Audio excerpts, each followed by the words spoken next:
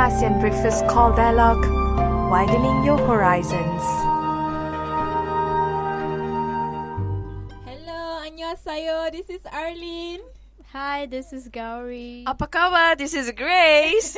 And of course, with Durian ASEAN, the voice of discovery and sharing. And we are at the very end of the year. Oh my The god. wonder. Tomorrow is 2015. How exciting it is. It's very scary as well. It One is. whole year has just gone by just like that.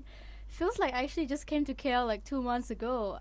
I cannot believe it's been 1 year. I feel like I just joined Durian ASEAN like a couple of months ago, even though we started back in the month of March and April.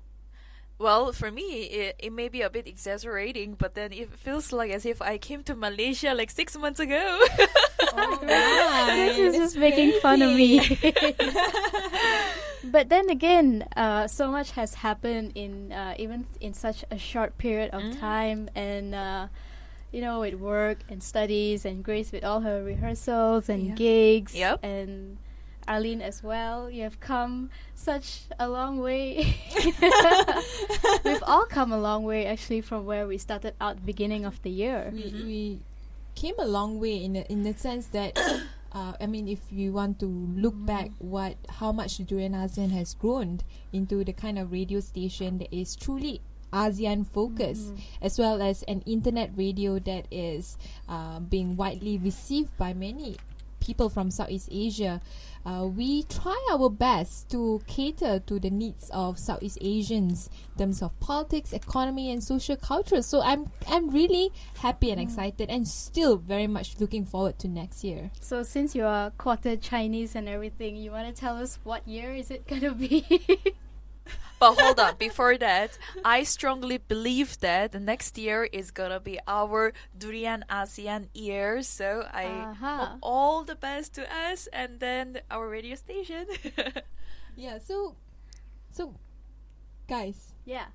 do you know next year is like a totally horrible year for animals? Any animals? Oh, why did you say that, Ali? I am born in the year of the ox. I'm not sure of both of you. I'm Tiger. a horsey. I love This is my ox. year. I love my bull, my ox, my red bull, Uh-huh. It's full of energy. Yeah. Bull energy. Not cows and condos, but bull energy. Well, for you, your year is the Tiger. year of tiger, of course. When Very it comes to aggressive. No tigers. wonder she's so feisty. I But am. why you didn't support Harimau Malaya? I did. You lost to Thailand Yeah. a couple of days ago. Sadly. Yeah, can we move on? And I think the year of the horse usually means lots of traveling, which is true. I did actually move out of my house this year, and Awesome. I'm in a new city, new place, new Actually, it's not job, the year of a and pony, pony. Like pony A pony and sounds horse. Pony or cute. donkey? Oh, donkey, that sounds bad. But nothing is worse than the year of a sheep. And not just any other sheep, it's green wooden sheep. And what is so bad about a green wooden sheep? I mean, green represents like freshness and the Really? environmental. I thought green was like durian. jealous and envy and Well, that's the dangerous. negative side of it. Yeah. And old fashioned, in a way. Mhm. I mean, green can mean anything. Can mean nature, but it can also mean like like negative emotions, like envy, being outdated, and all that. But I think the worst of the worst is wooden sheep. Like, Why? of all the sheep, why can't it be an authentic sheep? Authentic like water or fire sheep? Or like the real sheep. Yeah. I mean, there are 4 types, right? If I'm not mistaken, it's like water, fire, wooden, and sand. So I think it's the best one is wooden sheep rather than water sheep or fire sheep or sand sheep. It's wooden sheep.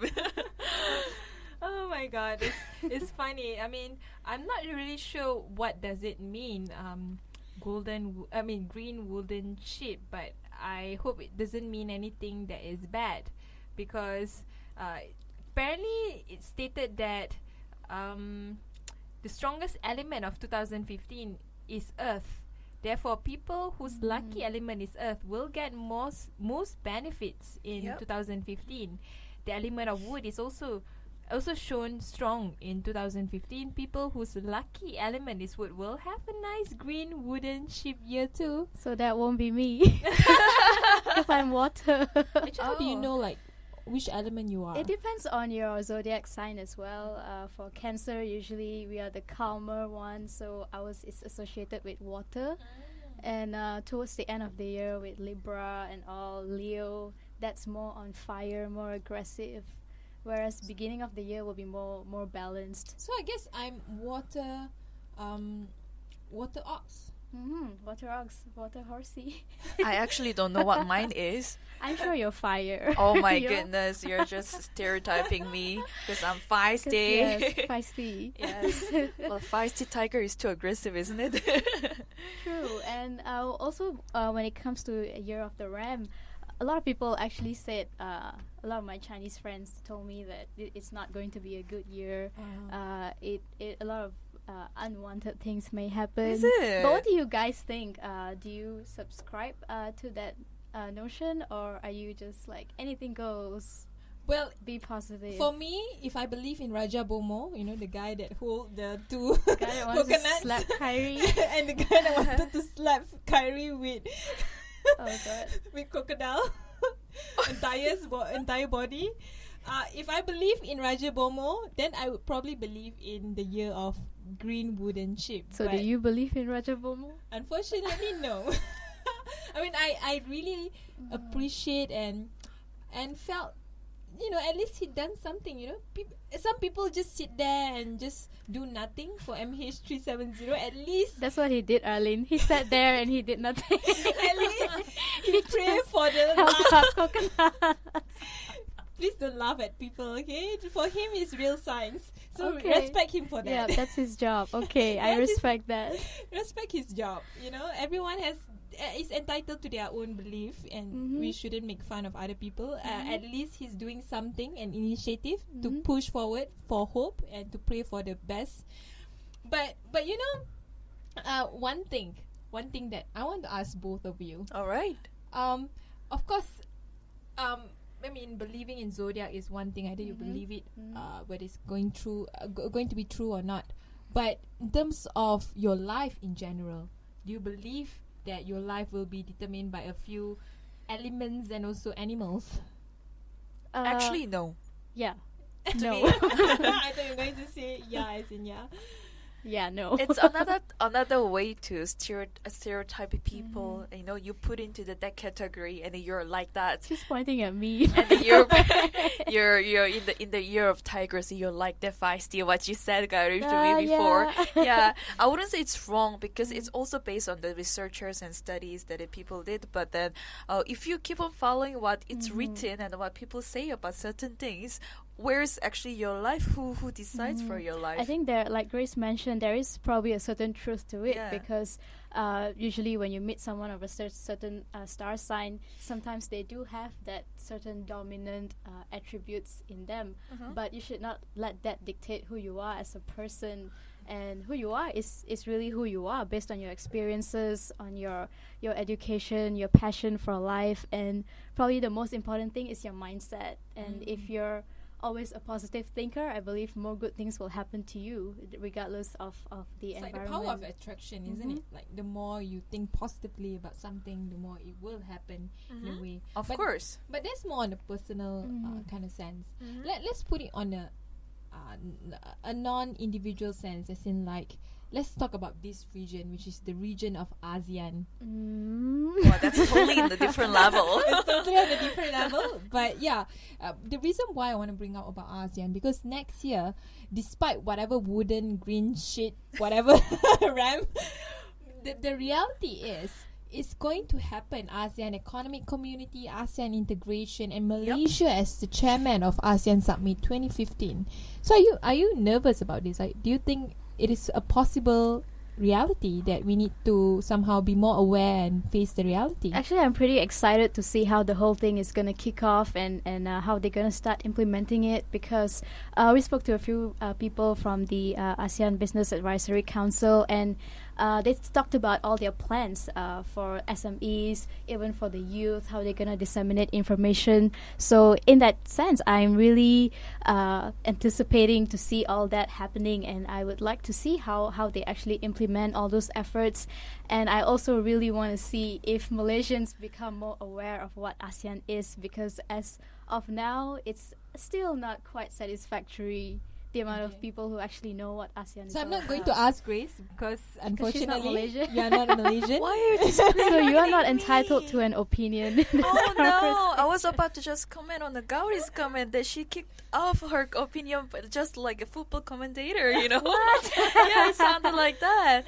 But can I just give a little bit of Go. comments on that? Okay. Well, we've talked about the AEC and ASEAN so far at Durian ASEAN, and we've invited few speakers to share their opinions and their experiences. Well, to me, it sounds very ambitious, and a lot of projects and then the promises are going on. But to me, it's after how they are going to execute the plans, and that there are lots of unavoidable challenges they'll be facing, because 10 countries coming together and to achieve certain goals, it's not a easy task. So my question here now is, will all those promises be able to be met in 2015, or it's just that is it gonna be another project or promises? Yeah, another ceremony. Yeah, in other words. it's just gonna be going on in 2000 year. We're just gonna be celebrating, and then that's about it.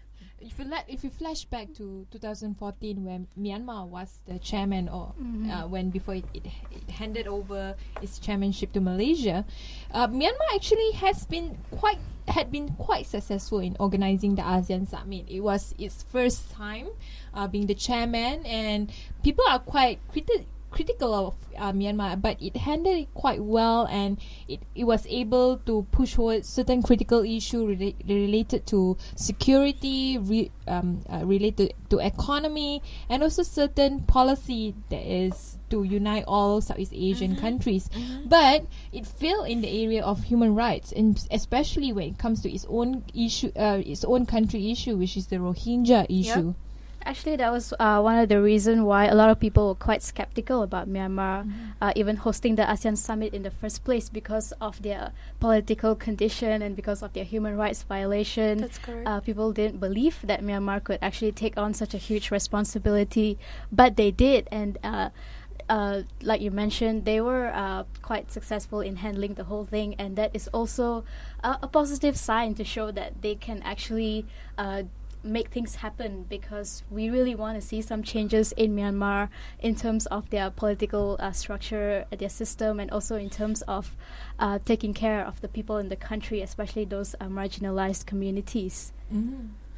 To me, what's more exciting about this ASEAN economic community, or ASEAN in general, is about the businesses, all those SMEs and entrepreneurs, how they are going to be engaged into AEC, and that's pretty much exciting news for me. So, because I really want to see how all the small sectors can benefit in this ASEAN or ASEAN economic community. You rightly pointed out when it comes to SMEs, which is small and medium enterprises, it's usually been largely neglected when it comes to mega trade policy of agreements. If you look at policies or agreements such as the RCEP, Regional Comprehensive Economic Partnership, and also TPPA, and also, I mean, within the ASEAN economic community itself, it lacks the focus of trying to empower and growing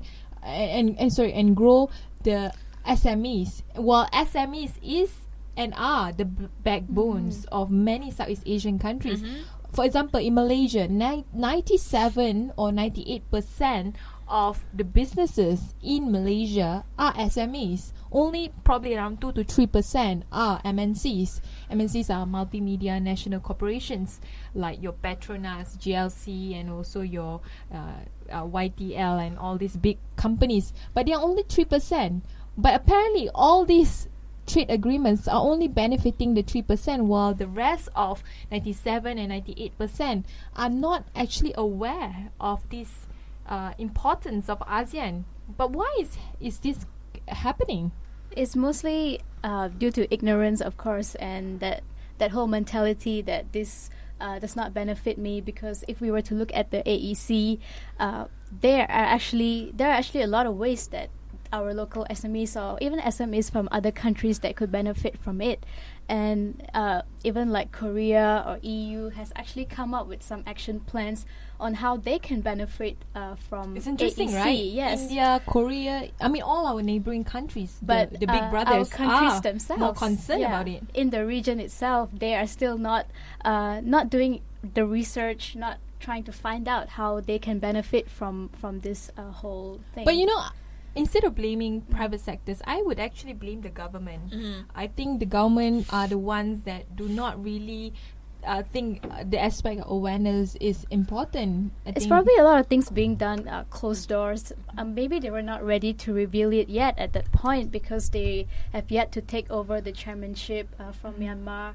And hopefully after this, things won't be so exclusive anymore that it will actually work like a fountain, that it actually flows and reaches down to everybody, even in the grassroots level. In economic term, it will be called the trickle-down effect. Thank you. That's the term I was looking for. That's why I said fountain. All right. Because it's trickling down. It's not a fountain of youth. But then I right? guess I can agree with Arlene, where the government has to increase the awareness of this project going on, because the government really has to release all these documents online or even in the physical forms for all those SMEs or entrepreneurs to be able to refer and read through, so they have an idea. They can be educated by having all those references. So then, oh yeah, this thing actually do exist, and I can relate my company to this, and I can benefit from it. And they need to go down and consult businesses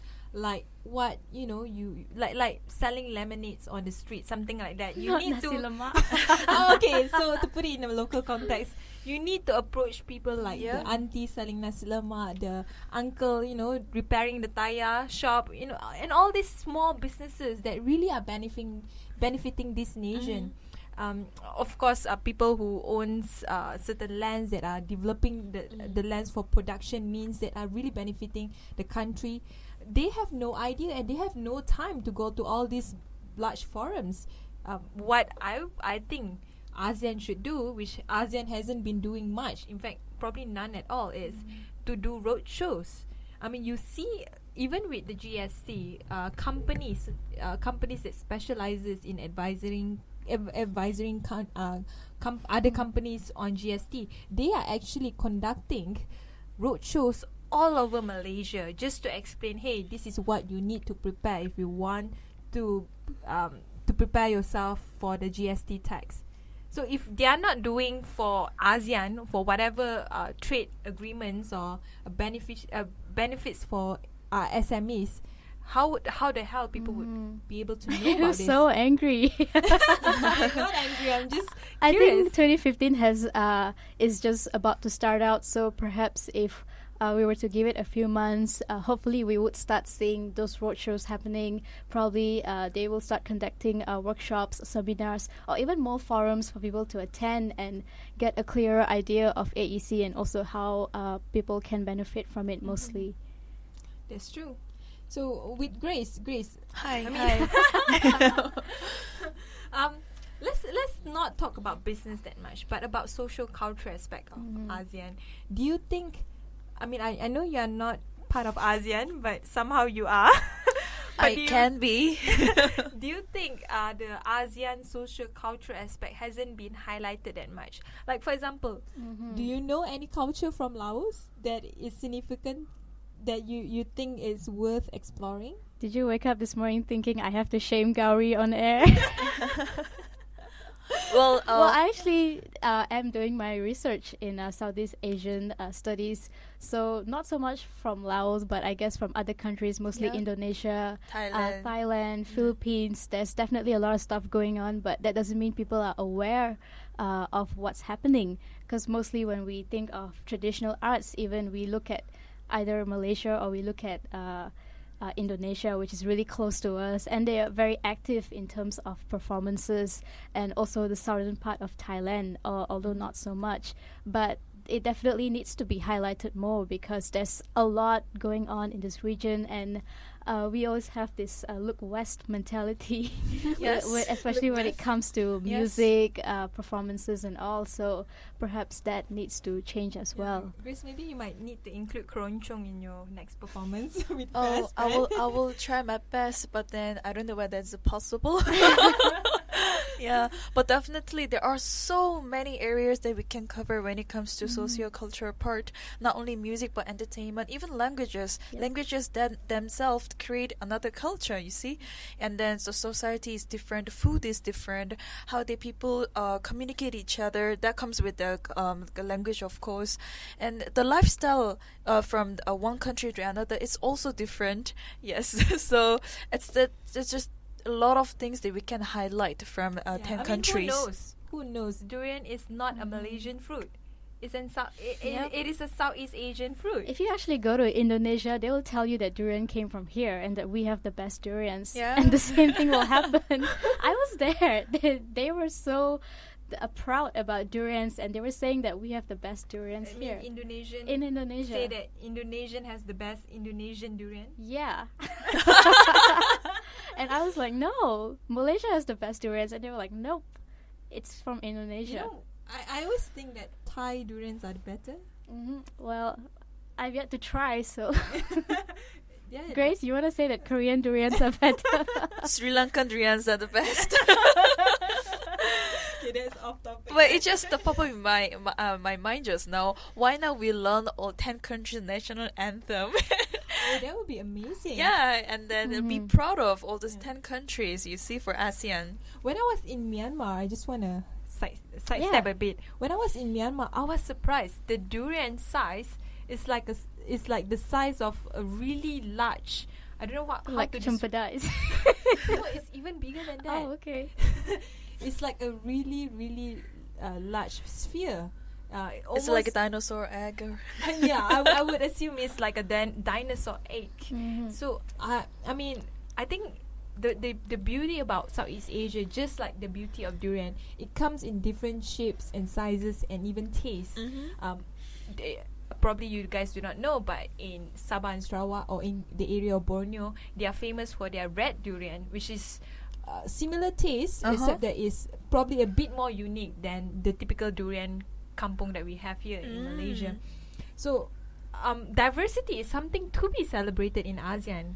Yes. The same as diversity of durians. And we have a lot of differences. At the same time, we have a lot of similarities, like we were just talking about durian. Even in terms of languages, we have some the Malay language. It's very similar to what's being spoken in the Philippines, and we can survive in Indonesia, in Singapore. It's pretty much very easy because of all the similarities that we have. It's not like in South Korea where it's very much homogeneous, right? Well, we are. Well, Grace. whatever you say, Ali, I'm proud of my nation. Just kidding about it. But anyway, enough about diversity. But we will talk more about 2015 resolution in the next half of this discussion. All right. So stay tuned.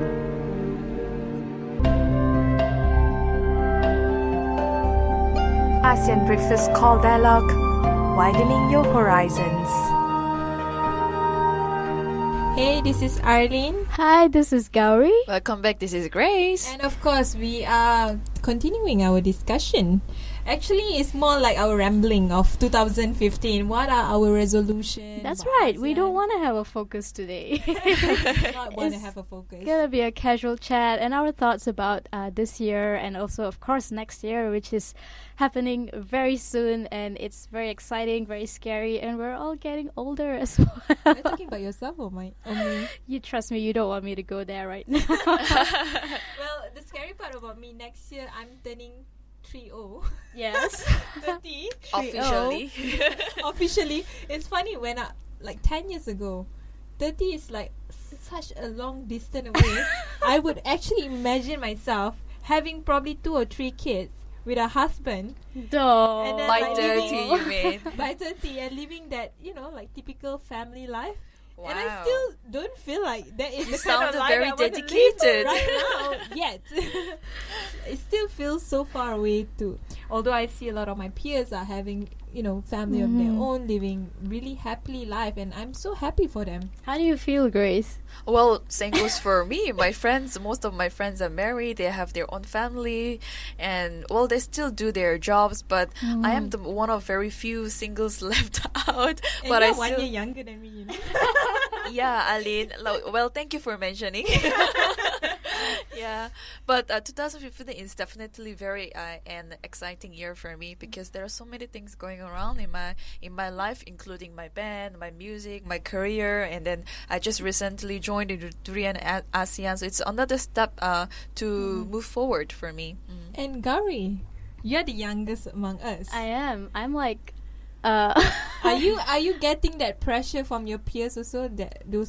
Or all of your friends are just like you, just Well, studying actually, and some of doing them nothing? are getting married, but most of them are still studying or working or just trying to find their way in life. I am not 30 yet, but I think I'm halfway there because there's only another 5 years to go, and I'm still kind of struggling and finding out who I really am. Don't worry, you're just about to reach quarter century, so don't worry I'll about sing it. to you Frozen song, Let It Go. No, not that song. So I guess being 25 is kind of like a wake up call because it's closer towards the 30 rather than the 20 If now. you round it up, yes, And of course. yeah, so I feel like things are definitely bound to change, and I You're have to too start. young to even think about being- that, Gowri. I mean, coming from someone who is almost 30. It's not like I'm too old, but coming 6 from months, give it 6 months. coming from someone who is almost 30, when I was 25, I felt like I was just experimenting and You enjoying felt like it was life. heaven on earth.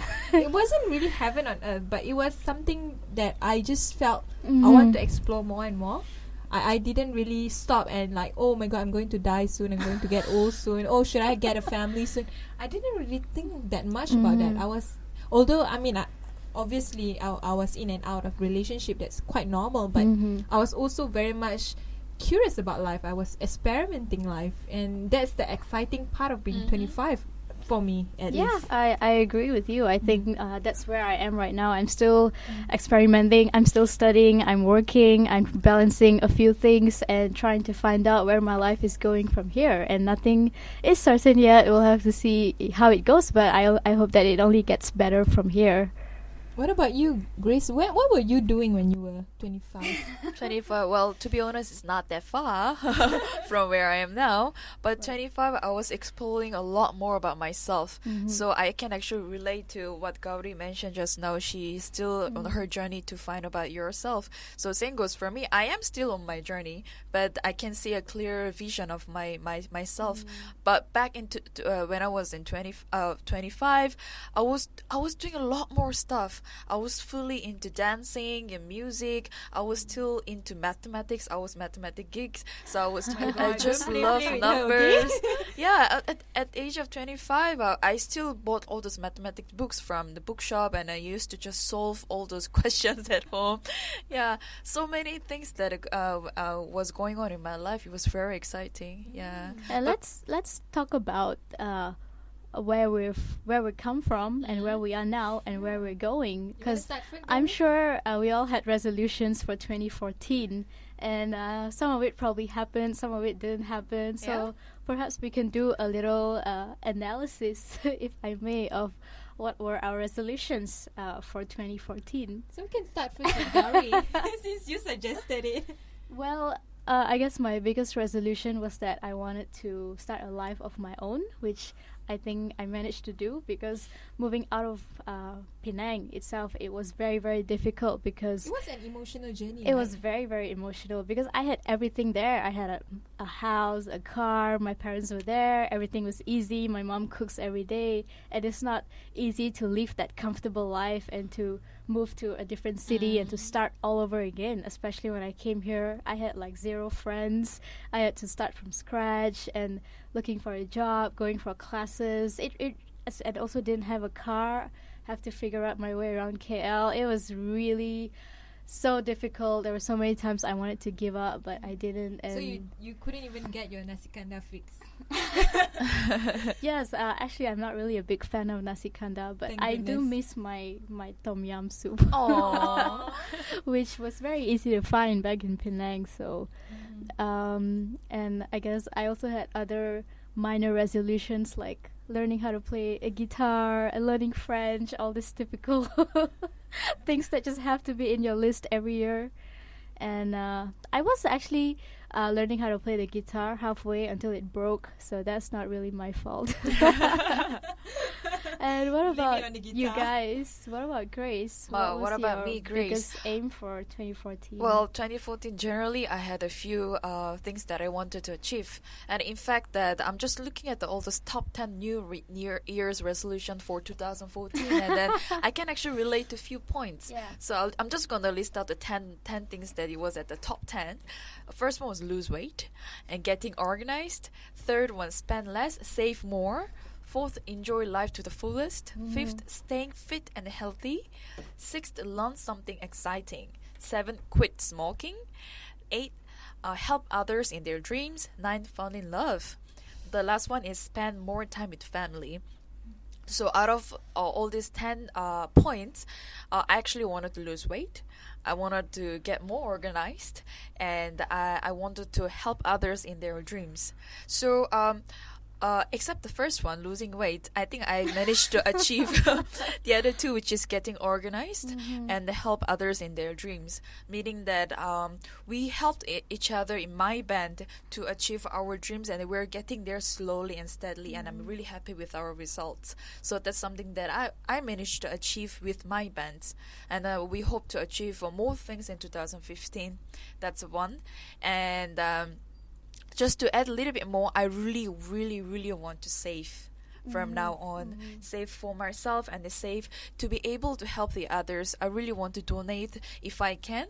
So my thoughts is like, if I can't afford to, help myself, how am I supposed to help the others financially? So I would love to save more, and that comes with the traveling, of course. I would love to travel more, explore myself, and then to be able to learn different cultures, different language, and yeah, I want to. But you have always been independent in your life. I mean, I've always you been, moving yes. out from Korea to Sri Sri Lanka, Lanka. and from Sri Lanka to Malaysia.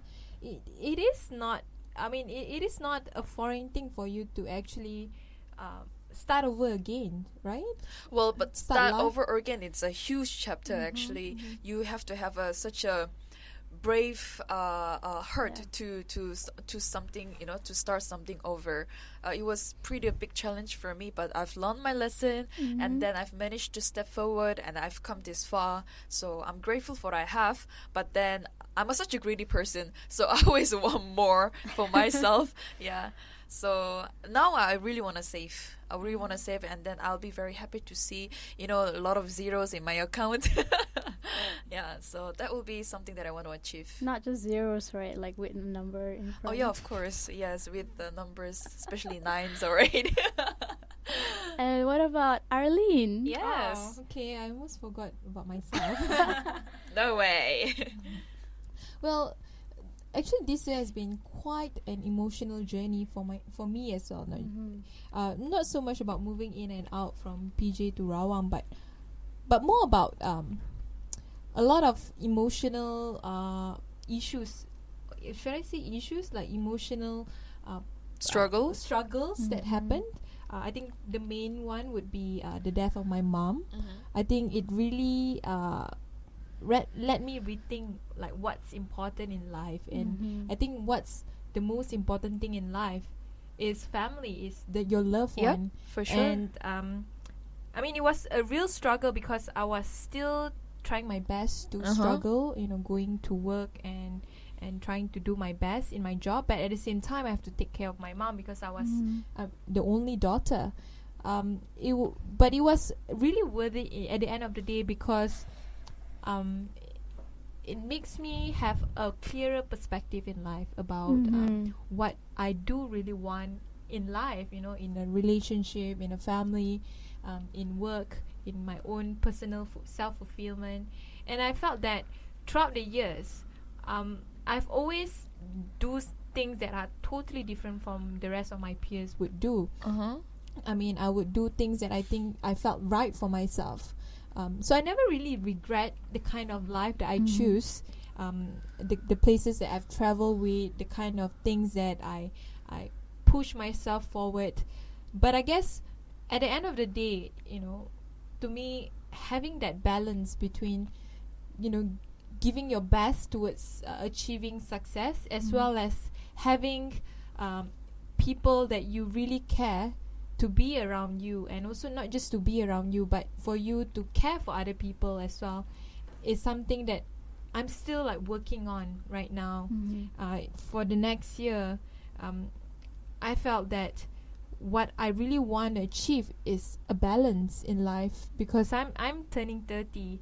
It's a scary year thinking that for human beings, you probably would die at the age of 70 for women, and you only have the next 40 years to live on or so.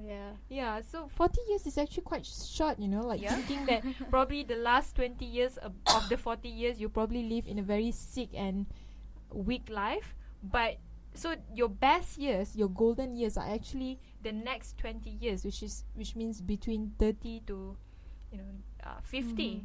So I think that 20 years are the years that I really want to to find a miracle. You know what they say, life actually begins at 30. So don't worry about it. It'll be glamorous, it'll be very wonderful, and a lot of energy will coming to you, Can you Arlene. imagine you only have 20 years where you can live your best life before your health take control of your needs or your wants? So start exercising. Let's get fitter. Let's be like what's her name, Demi Moore or Jennifer Aniston. They're nearing 50, and they still look so hot. Yes. Amazing. And I mean, it's great that you also moved in with your dad now, and which is for this, of course, you're staying away from home, and that is also it's something good, because like you mentioned, at the end of the day, what's the most important thing is your family, is being there for them. And that's something that all of us tend to neglect certain times, because we are so caught up with work and studies, and we're too busy to even go back home and visit our families. So especially at times like this for Christmas and New Year, that's what's so great about it, that you get to be with everyone again. I want to ask you something. What's okay, if you're given a task, or if you were asked to do something very daring, what would you do for next year? Oh, okay, Yes. that's an exciting question. Yes, Gowri, something you very wanna start daring. first? I know what Gowri will answer. Crossing the road. Oh my God! You Alone, did not alone. just I'm just kidding about it, but you can answer in whatever idea you something have. very brave and daring. I don't know. Probably. Well, maybe crossing the road. Something daring. Oh, okay. To me, when it comes to daring, I would love to venture myself into playing for other musicians. I want to get out of my comfort zone. There'll be something very daring, because my style of playing will just stay if I don't jump out of the comfort zone. So I Right. would love to ask for, if you need the session, just call me up. I would love to challenge myself. So there was something a different step forward for me. And also when it comes to fashion, I know my style, I know my fashion very well, but I would love to try different sense, or like different trend, or I've never actually followed trend, but maybe 2015, if there was a new trend, I'll dare enough to follow that trend. Yeah. Actually, I think mine would be dancing as well. Is something that I've always been passionate about, but I was never brave enough to pursue it because I always felt like I'm not good enough, that I'm not ready for this. But it's something that it's like an urge that's inside of me that's always asking me like, when am I gonna start dancing again? When am I gonna start doing it? Because back in Penang, I used to dance like at least 3 times every week. So that's probably something that I might want to look at in 2015 to work on my skills and perhaps also become a dance teacher maybe. Ooh, sounds wonderful. Start with twerking, I guess. Well, yeah, I'll try. How about you, Arlene? Actually, surprisingly, mine is not so much of what I want to do, because I think throughout my years, ever since young until now, I always been quite challenging. You've just done it all.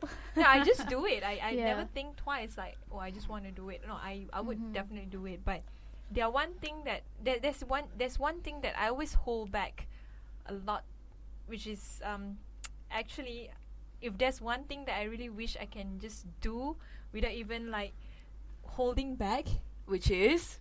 You want me to play a drum roll? which is falling in love. Oh. Yeah, because That's a very valid what do you call effort, I guess, because falling in love can be a scary thing. So you've officially announced what you want to do. So our listeners out there, please leave your feedback on our website. Or if you want to leave your handphone number okay, on no, our don't page, promoting me, okay.